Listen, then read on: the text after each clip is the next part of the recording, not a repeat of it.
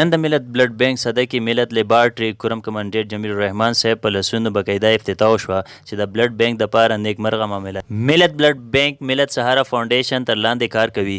ملت سهارا فاونډیشن حکومت سره رجسټر یوه خیر ښېګړې اداره دی چې په ضلع کرم کې د یتیمانو بېوسه خلکو ذهني مریضانو علاج کولو سره سره د علاقې دپاره ملت امبولانس سروس کار هم شروع کړی. د ملت بلډ بانک افتتاح 3 کاله مخکې شوی دی چې تر اوسه د علاقې چمتو خدمت کوي.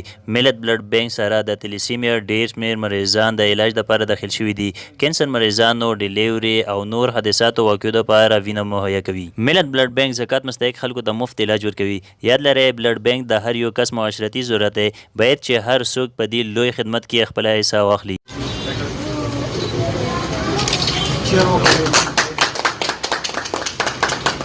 Mr. Jamshed Khan, the owner of Anis Hospital.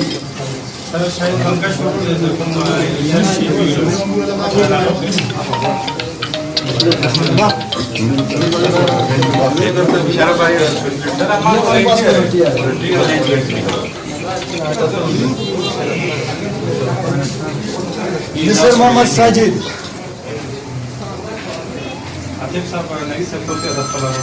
Mr. Sajid. Mr. Mohammad Yasin. 24 आवर यहाँ पर सर्विस है.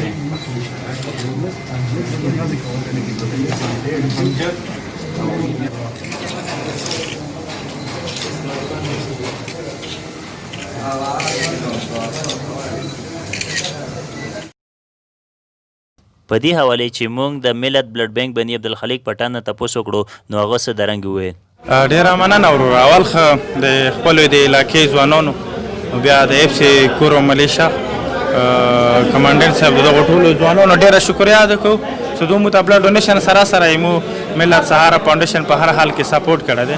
ننني پروګرام مقصد دی چې په علاقې کې په معاشره کې هغه مریضان چې هغه د تلسیمیا دي او هغه په 15 دن 10 دن 5 دن کې هغه وینه کومې نو د هغو وینې پوره کوونې دپاره موږ ته داسې د ځوانانو د علاقې د خلکو سپورټ خامخا ضرورت دی. او دې نه علاوه علاقې کې کوم اکسیډنټ کېږي یو فایرنګ واقعیت کېږي یو ډیلیوري کیسز کېږي یو کینسر مریضان دي نو ملت بلډ بانک واحد داسې بلډ بانک دی چې دلته هغو خلکو دپاره وینه فراهم کوي.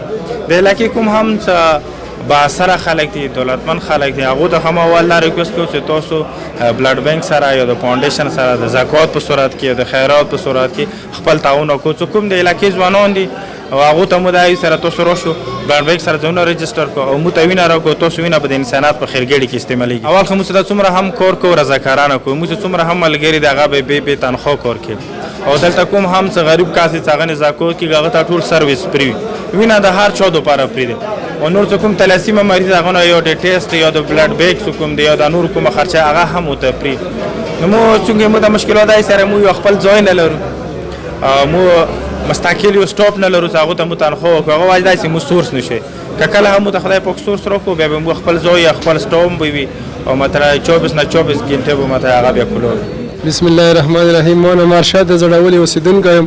ما دا دوه بچي دي تلسیمیا دي دوه مخکې به زه کوم مو به 2,500 روپۍ ورکولې یو میډیکل والا ته صحیح دی چا به یو ځای ته استولو چا به بل ځای ته استولو څه کله دا ملت بلډ بانک څخه جوړ شوی دی دا موږ ته ډېر سهولت دی حد نه وتعالی هېڅ تکلیف ورکې نشته دی په اسانۍ سره وینه مېلاوېږي او ښه سهولت دی ورکې.